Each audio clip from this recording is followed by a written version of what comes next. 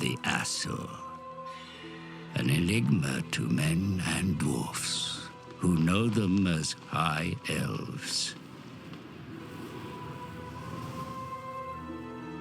At the center of the great ocean lies Ulthuan, a paradise created by the Old Ones. But when the stellar gates collapsed, demons flooded the mortal plane. All was lost until Anarion the Defender strode forth. The first Phoenix King vanquished the demons with the aid of the Archmage Calidor Dragontamer. It was Calidor and his elven mages who created the Great Vortex. A swirling maelstrom that siphoned the excess magic, withering demonkind.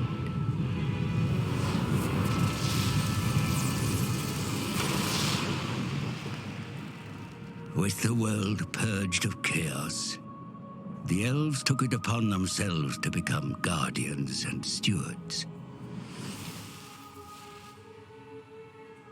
The twin-tailed comet is oft seen as an omen, but this time its wake brought great peril.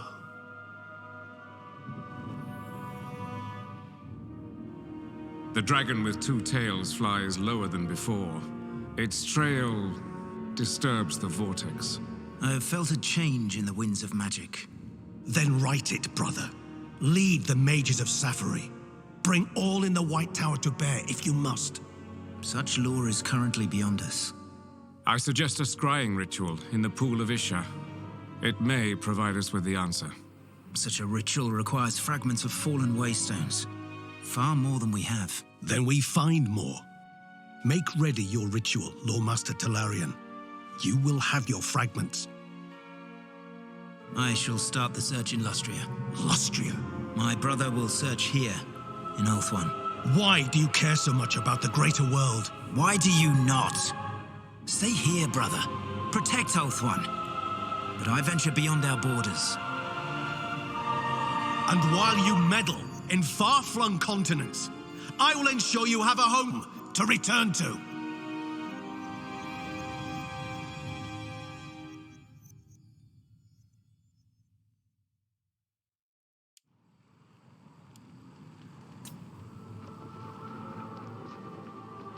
The wave fragments were gathered, the ritual cast. Arcane power lit Ulthuan skies.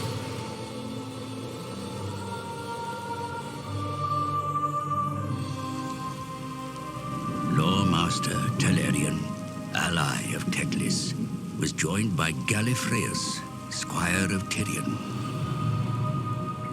They would be the prince's eyes as the goddess Isha revealed her prophecy.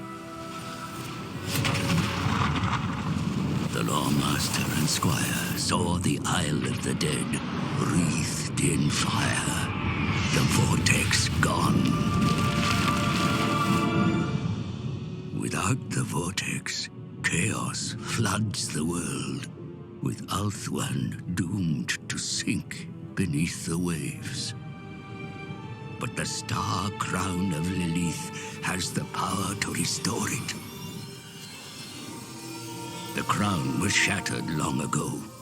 If the lost shards are reforged, Ulthuan can be saved. Isha has blessed our agents with one piece of the Star Crown, but 4 shards remain lost.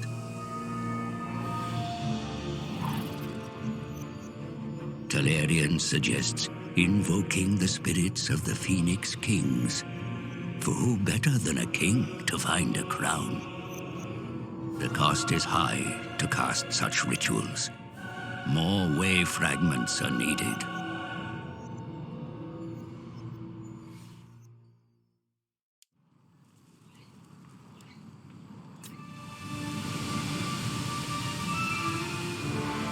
Finabar the Seafarer, the reigning Phoenix King, was called upon to reveal the second shard of the Star Crown.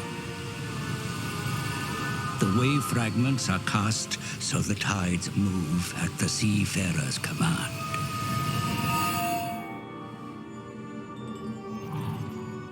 The living king has done his part. Now it is time to evoke the royal spirits of old.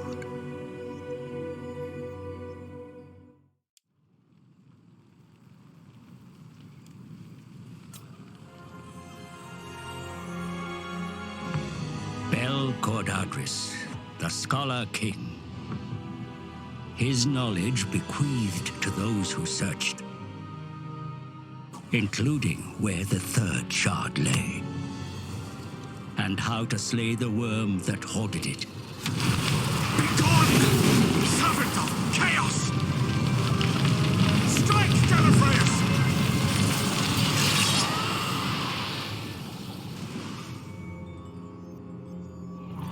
Time is against us. There are others that perform their own rituals of dominance over the vortex.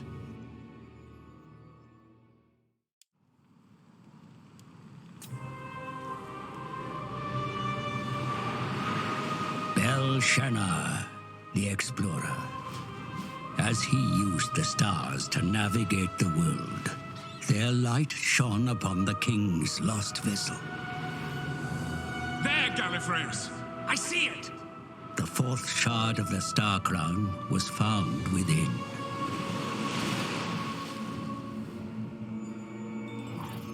Thanks to the Phoenix Kings, the Star Crown is near complete.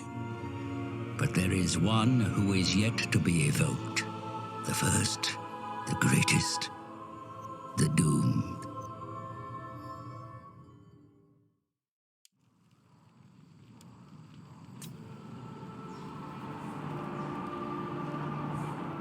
Anarian the Defender, the first Phoenix King. It is inevitable that the fifth and final shard of the Star Crown is found upon the sword that doomed the Asa. They were only here for the shard, but even the Lore Master could feel the sword's pull. And then something else touched their souls.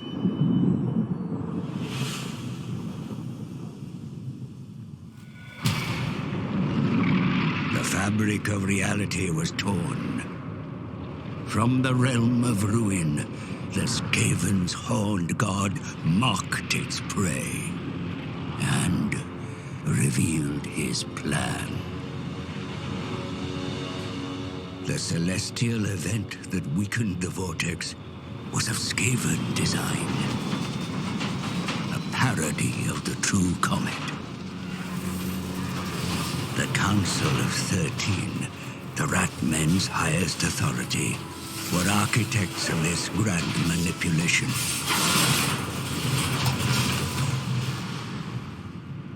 Its task complete and fuel expended, the rocket fell back to the surface.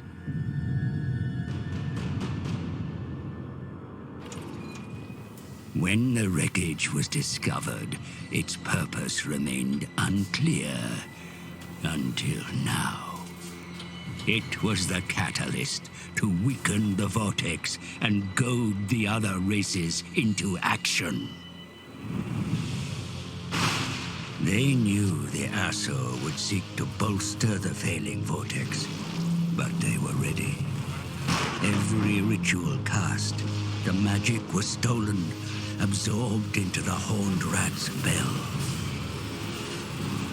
Now soaked in ritual power, the bell will be moved to Ulthuan's heart. If it tolls 13 times, the Horned God shall emerge from the vortex, the world doomed.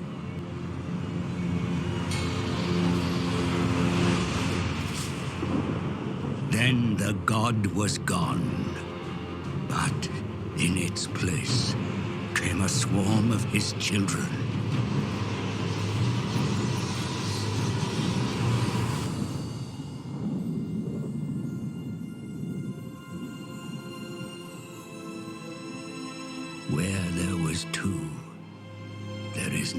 one.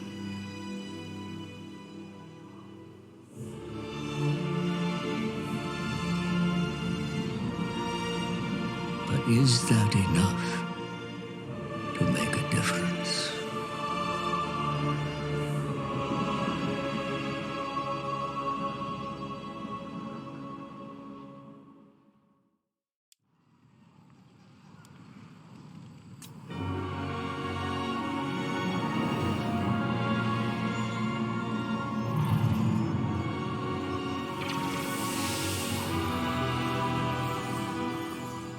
The Star Crown reforged. But the crown alone is not enough. It must be born into the vortex, delivered to Caledor by a hero worthy of Safari.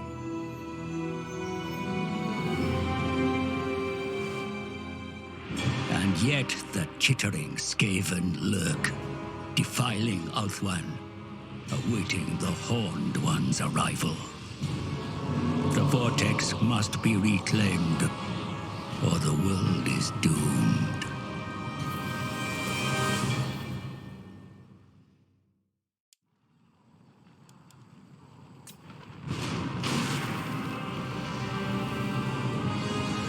A horned god banished. Vermin purged from the island shores. Ulthuan's defenders are brothers in arms again.